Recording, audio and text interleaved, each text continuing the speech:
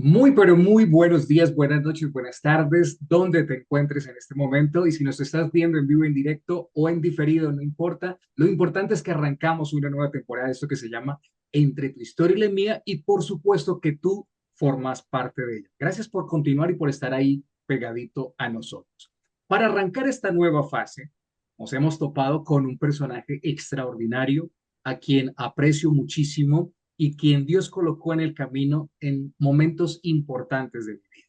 Con nosotros se encuentra nada más y nada menos que Mauricio Betancourt, que es el director creativo de una de las empresas que se encarga de algo que para mí es súper interesante. En D-Level Studio producen videojuegos, además de muchas cosas importantes, pero justamente lo he invitado porque vamos a hablar de esta industria y de lo bueno, lo positivo y de pronto de lo que se está haciendo en Colombia por seguir innovando y seguir mejorando.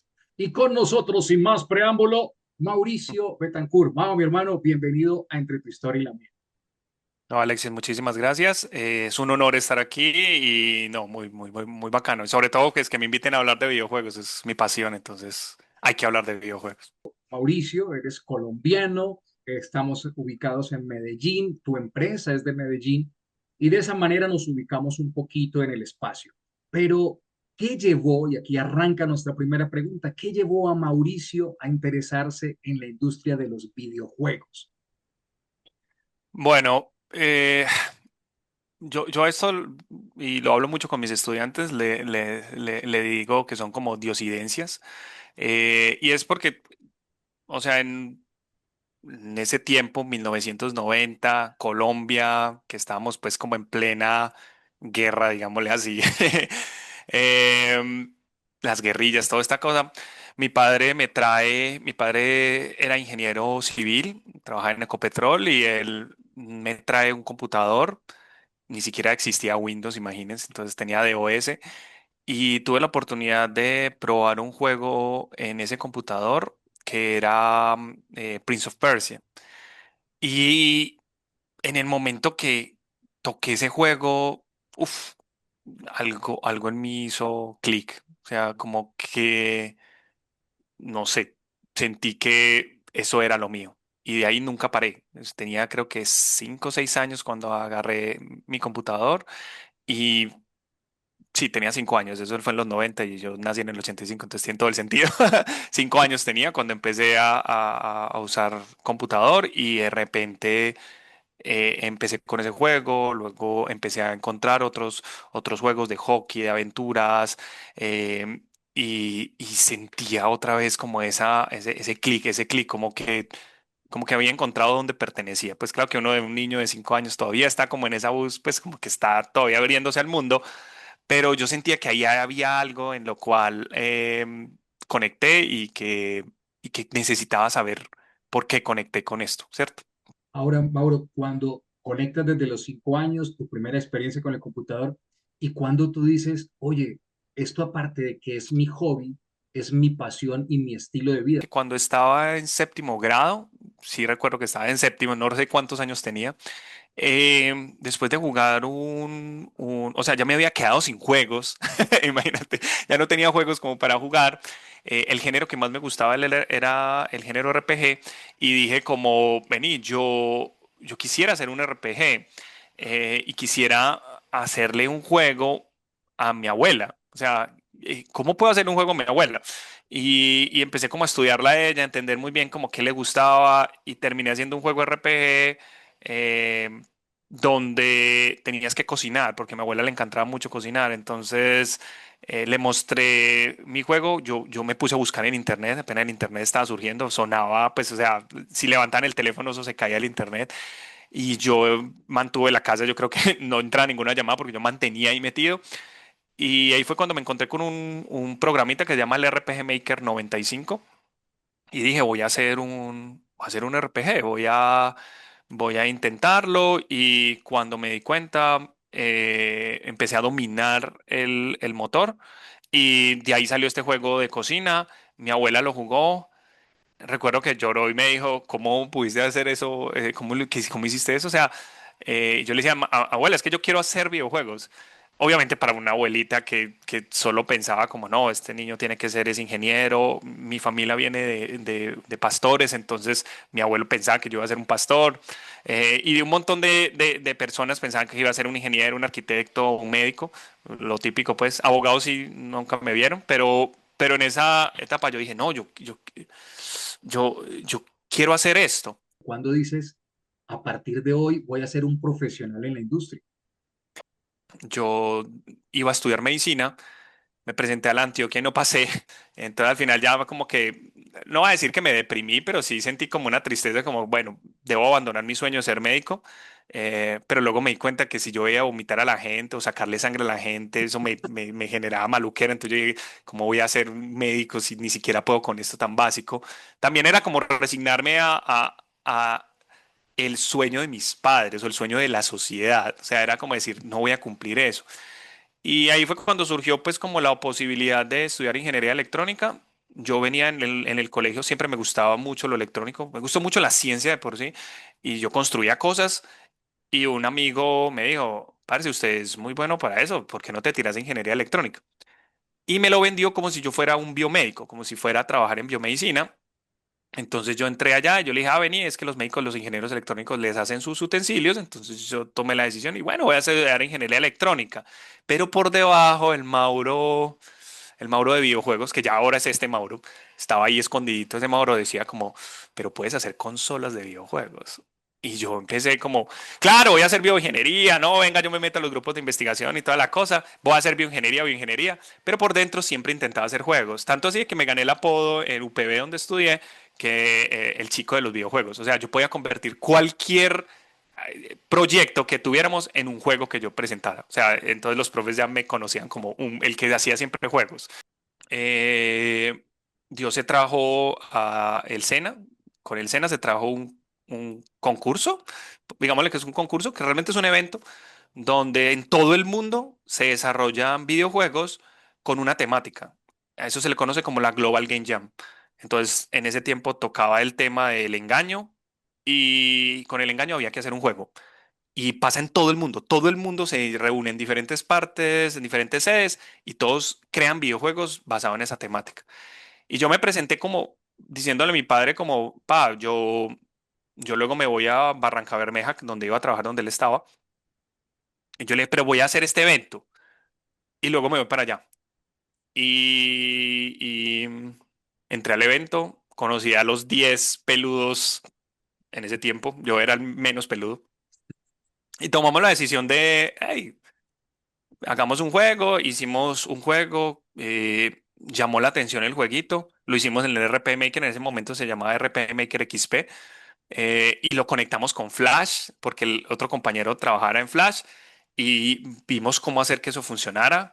Y el otro, el compañero, justo di con un compañero que estaba empezando empresa de videojuegos.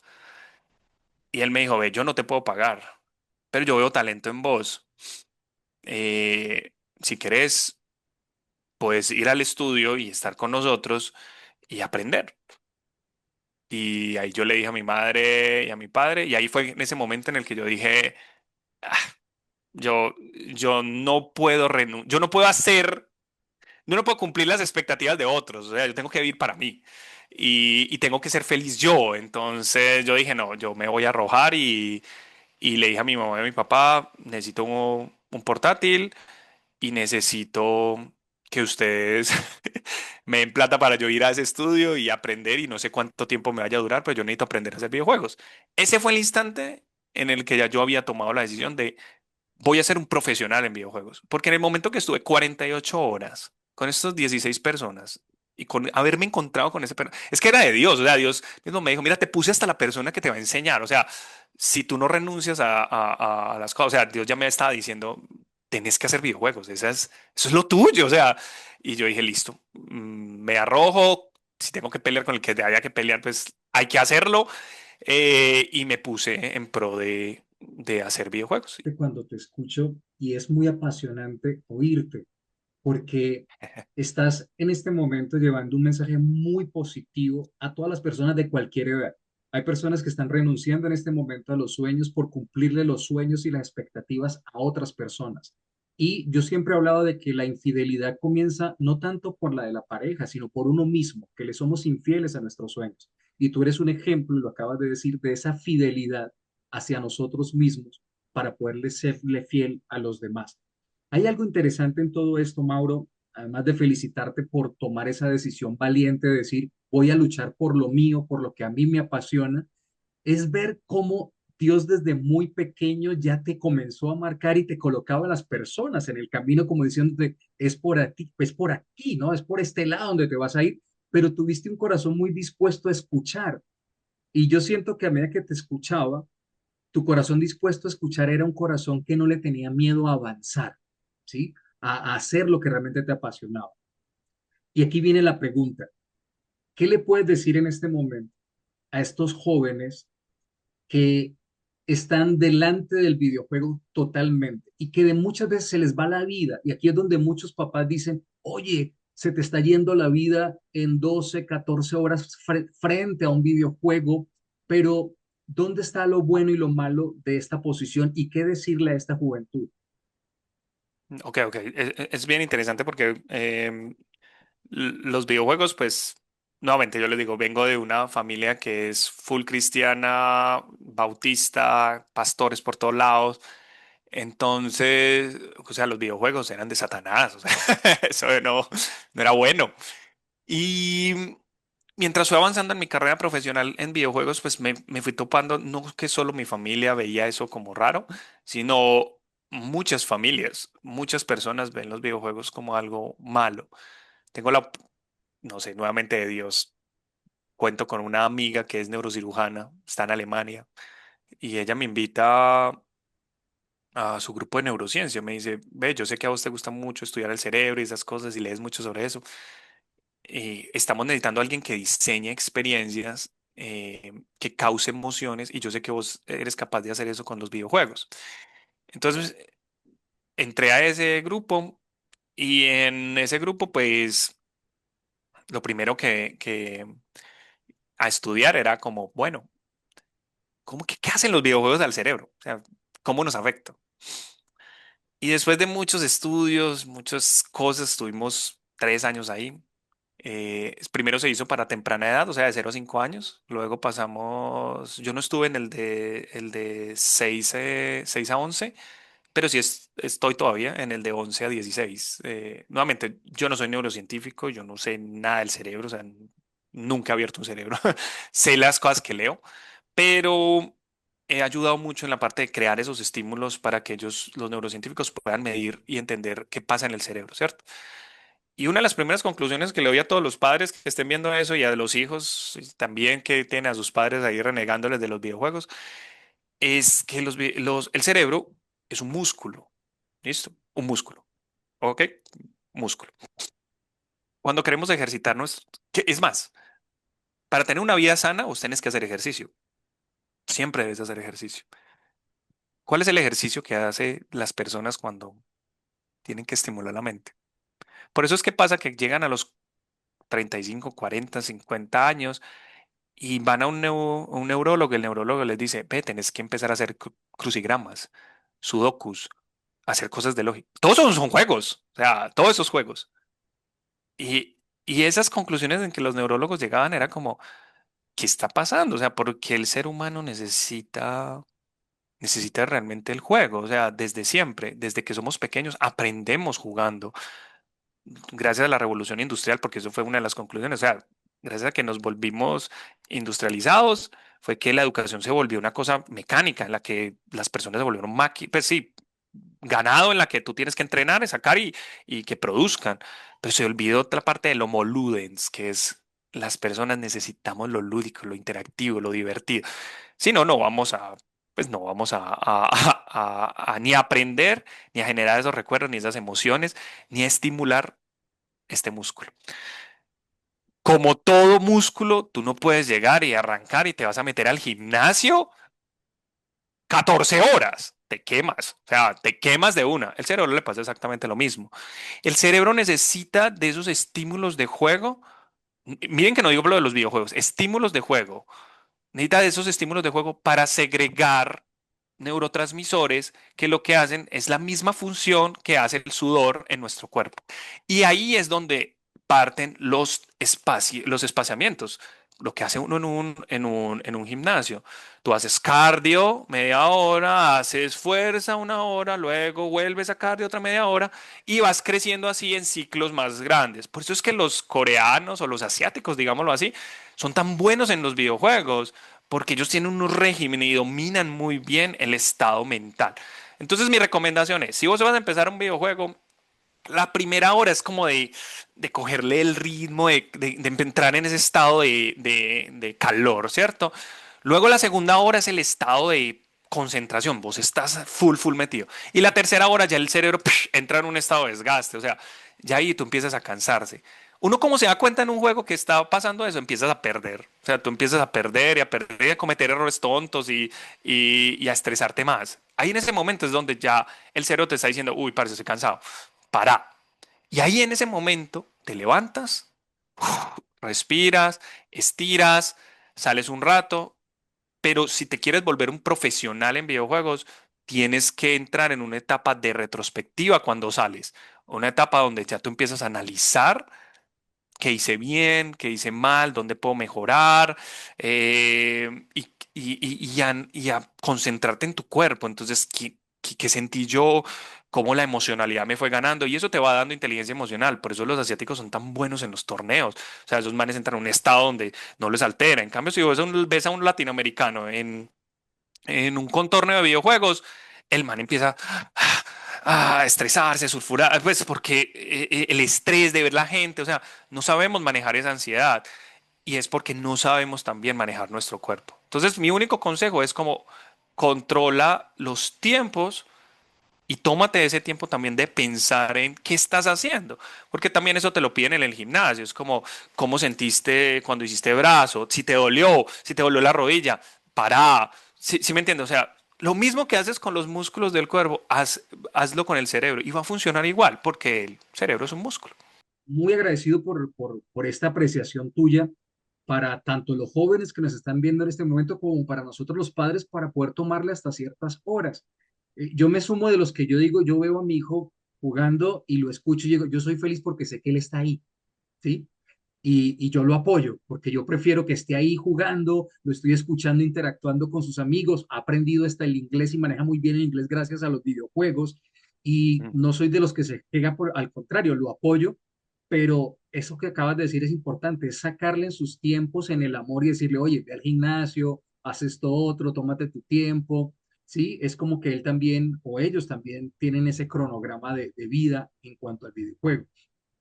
Mauro, otra pregunta, vámonos con otra pregunta. En Colombia podemos decir hoy en día que tenemos una industria de videojuegos con talla mundial. Está pasando cosas muy buenas en este momento. La industria está, de mi estudio, por ejemplo, nació una de las carreras de videojuegos, entonces ya hay educación, pero ya la educación debe evolucionar, ya no nos podemos quedar con lo básico. Las universidades van muy lento también, entonces los estudios estamos empezando a hacer talleres, workshops y cosas. Como le digo, el gobierno está empezando a invertir, se crearon clústeres de industrias creativas y ahí vamos. O sea, dándole a esto, cómo van surgiendo las cosas para poder que esta industria se vuelva del nivel internacional. ¿Estamos al nivel internacional? No. Tenemos que llegar a nivel internacional porque ya nos están exigiendo que lleguemos allá. Entonces, digamos que cuando me hiciste la pregunta, yo era como, estamos, pero no estamos. Entonces, estoy como el gato de Schrödinger. No sé. Hay que seguir trabajando. Lo importante es que no solo yo, sino un montón de personas muy apasionadas de la industria, y que empezamos desde cero. O sea, la industria de videojuegos no existía. Yo no sé si yo fui parte de los que inventó esta industria de videojuegos, o sea, que la que construyó aquí en Colombia. Yo diría que no, pero, pero Pero te la montaste en la industria, cresta de la pero yo ola, me por decir. monté cuando inició y ahí Exactamente. estoy. Y siendo también parte de los que construyen para los demás, para los que vienen.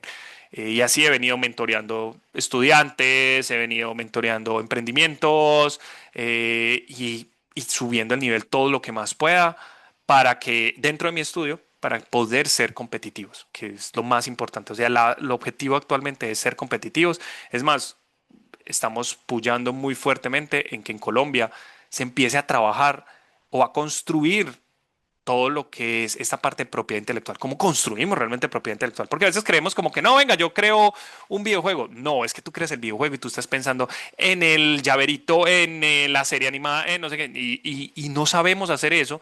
Y para eso hay que traer a los expertos. Cosas de Dios, y aquí lo menciono, el CTO de PlayStation es un paisa. Wow. Luis Villegas, una persona que admiro un montón, está allá de primeras, la guerra, como líder.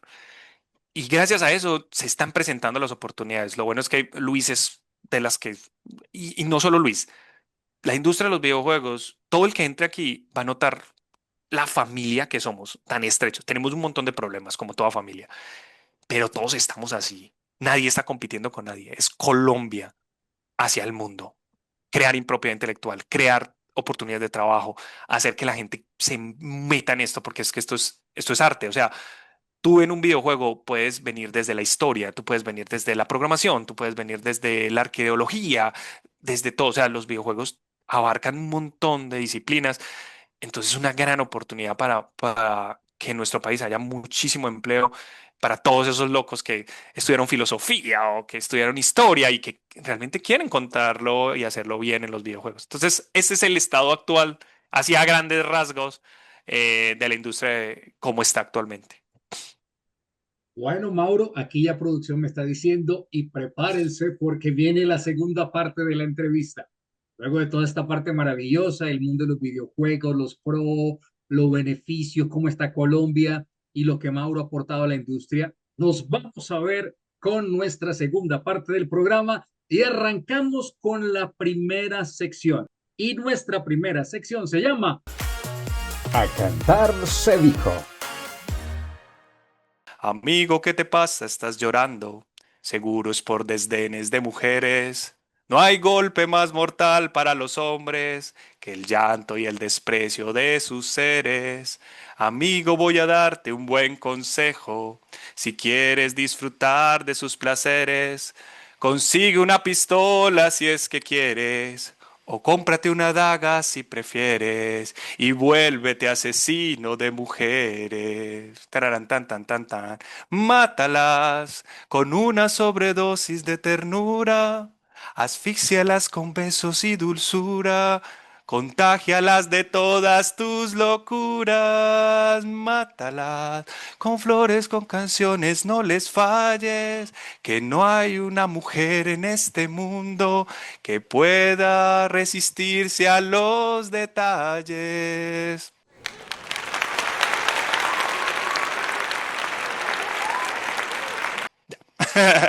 La canción me encanta. Oh, ustedes lo que acaban de ver algo que no ocurre muy constantemente en la industria de los videojuegos, un director creativo en la industria cantando música mexicana.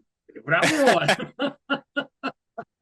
Excelente, excelente, Mauro, excelente. Esa parte de la cantada no te había escuchado. Muy bien, excelente, excelente. Chuleamos nuestra primera Gracias, parte y gracias. nos vamos con la segunda. Y en esta parte, ¿será que Mauro será capaz de hacernos reír o nos hará llorar? En nuestra próxima sección que se llama A reír se dijo.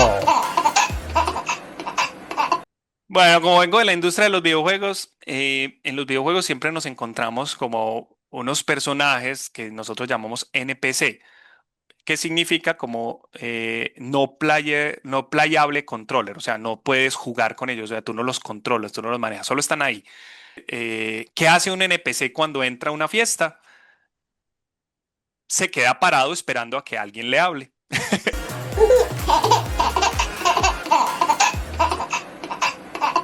Esperando. los amantes de los videojuegos les entendió facilito, Eso ¿sí? espero. Los que no, con el comentario de Mauro, ya quedamos entonces aterrizados. ¿Qué es lo que pasa y por qué el Ujú. chiste? Bien, Mauro. Y ahora nos vamos con una parte que a muchos les encanta, porque esta parte se llama Eso solo me pasa a mí y al pato Lucas. Eh, Quise entrar a un concurso con mi socio Juan David. Y cuando estuve en ese concurso, se presentaron 500 videojuegos en toda Latinoamérica. eh, el premio era irse a Japón. Entonces, cuando yo entré ahí era como más como, entremos a ver si nos dan alguna retroalimentación, en qué debemos mejorar. Pero Dios tenía otros planes, pues. Entonces, creo que él sabía que yo venía como, o sea, que yo tenía que creerme las cosas porque si no, no iba a ser capaz de crecer en esta industria como lo he venido haciendo durante estos 10 años. Y es como, eh, quedamos entre de los 500 quedamos entre los 200, luego de los 200 subimos hasta los 100, luego de los 100. Y nosotros decíamos, bueno, está bueno el juego, entonces puede ir mejorando, tal. Luego quedamos entre los 10 mejores, pues. Y luego una presentación y se presenta, y ya iban a dar los tres ganadores, donde el ganador se lleva eso. Entonces el primer juego se lo llevó no sé quién, y no éramos nosotros. Yo, ah. Y luego el segundo juego se lo lleva no sé quién, y no éramos nosotros. Entonces ya, yo dije, pues el primero ya no quedamos, quedamos de cuarto, de quinto, mi socio también estábamos viendo el streaming. Yo estaba en Bogotá en ese momento cuando se estaba haciendo la premiación. Y es muy interesante porque, o sea, yo estaba full ya en la decepción. Yo dije, no vamos a ganar. Eh, y las palabras de mi equipo eran como, hey, pero vos eres el hombre de fe. ¿Dónde estás vos? ¿Dónde está la fe tuya?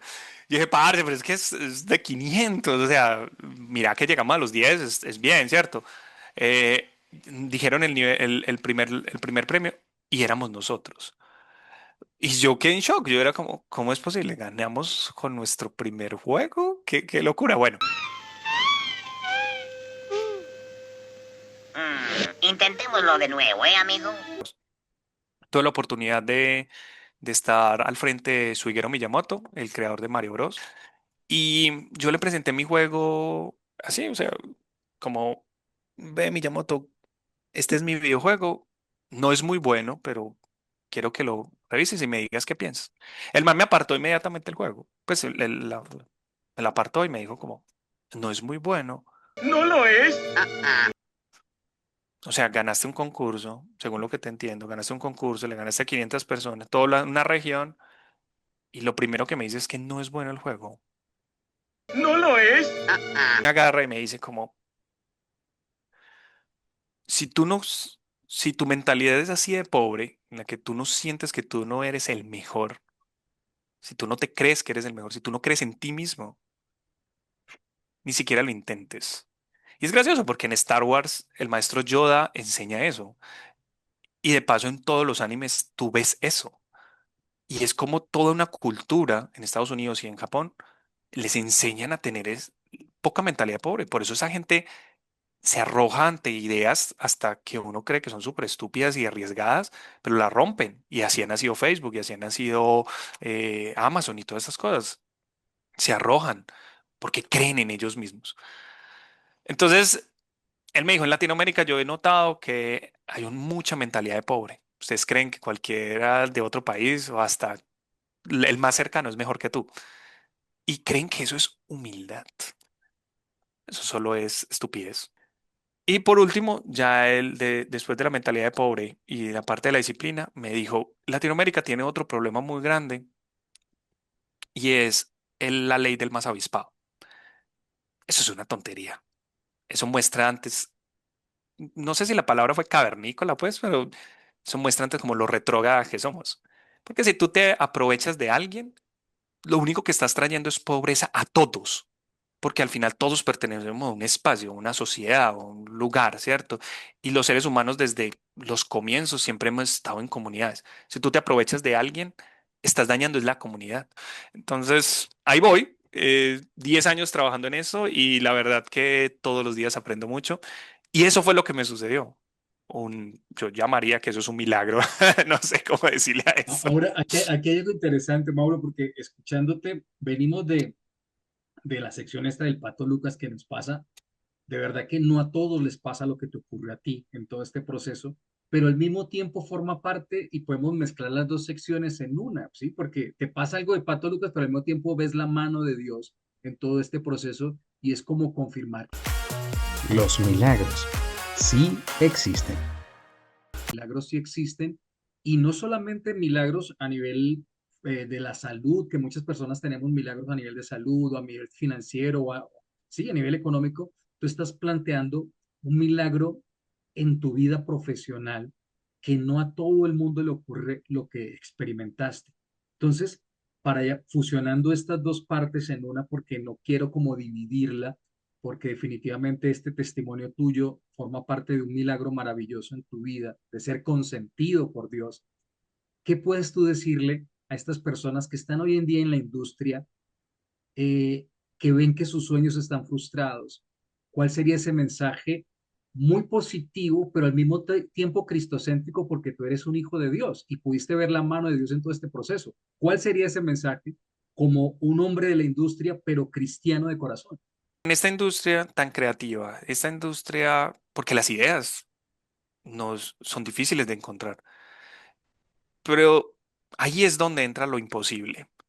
Si tú no dejas lo imposible a Dios, sino que te estresas en que tú vas a sacar esa idea, esa cosa imposible, estás yendo por encima de tu humanidad y te vas a frustrar y no vas a lograrlo. Tienes que dejar lo imposible a Dios. ¿Qué es lo posible? Por ejemplo, si no tienes trabajo, mandar hojas de vida, presentarse a entrevistas. ¿Qué es lo imposible? Que te acepten. Eso es de Dios. Si te aceptan es de Dios, no es tuyo. Ah, que tú sentís que te fue muy bien. Sí, pero es que es el sentir de la otra persona. Y ahí es donde tiene uno que ser consciente qué es lo imposible y nos falta madurar en esa parte. Y a mis estudiantes les dieron muy duro con eso. Y es como, eso lo puedes hacer humanamente, porque es que tienes que entrar en el cuerpo de otro, o tienes que viajar al pasado, o sea, en el momento que uno trata de sacar una solución, la solución más obvia es algo imposible. Y ahí es donde uno dice, eso dejémoselo a Dios. Que ellos lo quieran ver que como la energía, lo que sea, yo se lo dejo a Dios. Y así me ha pasado todo, o sea, eh, en pandemia, nosotros nos tocó, perdimos un montón de proyectos, estábamos a punto de quebrar, no no salía ningún proyecto y decidimos hasta quitarnos nuestros sueldos los socios para poder mantener la planta, los 10 que estaban con nosotros, porque no queríamos que salieran en una pandemia a sentir estrés. Prefería yo sentir el estrés. Y empecé yo a hacer comercial. Y a cada persona que yo llamaba, mira, ustedes quieren hacer juegos y todas esas cosas, sí, sí, sí, ay, no, qué bacano. Yo hablaba desde mi pasión y los convencía. ¿Cuánto cuesta? Tiré el imposible. Pero yo sabía lo que estaba haciendo. Y mi socio era asustado, porque cada reunión era, no vas a decir lo de los 100 millones, y yo salía 100 millones, 100 millones. Y así salieron dos proyectos de 100 millones. Luego también nos pasó lo de hacer un sistema educativo con videojuegos, lo que les mencionaba del Homo Ludens y volver otra vez a las raíces de cómo es el ser humano realmente. Nosotros lo hicimos en 2 años. Ellos, bueno, listo, y entonces, ¿cómo hacemos esto? Bla, bla, bla. Yo decía, eso vale 2.000 millones. Y ni siquiera dijeron que no. 2.000, no, súper bien. Hay 2.300. Ok, hagámoslo. Yo siento que al final es que si tú sabes los imposibles que hace Dios, tú por fe te puedes arrojar. Y ni siquiera siento que sea fe. A veces yo siento que eso es como decir que eso es trampa. Es como que necesito un suelo que pisar. La fe es eso. O sea, cuando tú ya sabes lo que hace Dios, ya sabes en qué suelo vas a pisar. Entonces, a veces ellos me dicen, pero ¿cómo haces para tener tanta confianza? No sé. Pero lo único que sé es que Dios sí hace lo imposible, pero porque entendí qué es lo imposible. Y eso es lo que yo le quiero dejar a la gente. O sea, piensa primero qué es lo imposible. Y ya, cuando tú sepas qué es lo imposible, eso lo hace Dios. Y relájate, relaja. Y empieza a tener sentido esa parte de que Dios cuida a las aves y le da la cosa y que a vos te va a vestir. Tiene sentido, porque es que eso lo hace Dios, no lo puedes hacer vos. Entonces hay que dejarle la responsabilidad a Dios y hay que tirarle la responsabilidad. Hey, esto te toca a vos. Yo ya hice mi parte. Y para mí mi vida es eso, es un ajedrez. Yo juego mi ficha y ya espero que Dios haga la suya. Ya, metió su ficha, listo, ganamos juntos. Para mí es un trabajo en equipo. Y eso es lo que quiero que les quede pues como de mensaje a todos. Mauro, gracias, gracias por tu tiempo, gracias por tu mensaje, gracias por ser ejemplo de esa juventud que cree en un país, de esa juventud que le ha metido lágrimas, sudor y sangre, como decimos en las películas, sí, pero realmente sé que lo has hecho. y quiero en medio de todo como colombiano, como latino, darte las gracias por dejar el nombre de Colombia, nombre de nosotros los latinos muy bien en alto, hasta en Japón, hermano. Entonces, de Gloria a verdad que Dios, gloria a gracias, Dios. gracias, gracias por tu tiempo, gracias por tu tiempo, por aceptar esta invitación. No, no, un placer, la verdad, Alexis, y no, muy, muy atento de qué otros speakers vienen, porque qué programa tan interesante el que te estás haciendo. Gracias, Mauri, y gracias a todos y a cada uno de ustedes por acompañarnos. De esta manera estamos arrancando nuestra segunda temporada y esperamos completar nuestros próximos 11 episodios con gente tan maravillosa, tan llena de Dios como lo es Mauro. Ya saben, feliz resto de día, feliz resto de noche y nos vemos en esto que se llama Entre tu historia y la mía. Un fuerte abrazo y muchas bendiciones para todos. Si en este momento estás pasando por esa etapa creativa donde tienes toda la historia pero no hayas cómo aterrizarla y necesitas un tutor o un guía o un coach editorial para lograrlo, permíteme entregarte mi método que se llama Entre tu historia y la mía. Un método simple y sencillo donde con tan solo pocos pasos puedes consolidar y materializar toda tu historia. Un fuerte abrazo y que Dios te bendiga porque tu próximo libro podemos hacerlo entre tu historia y la mía.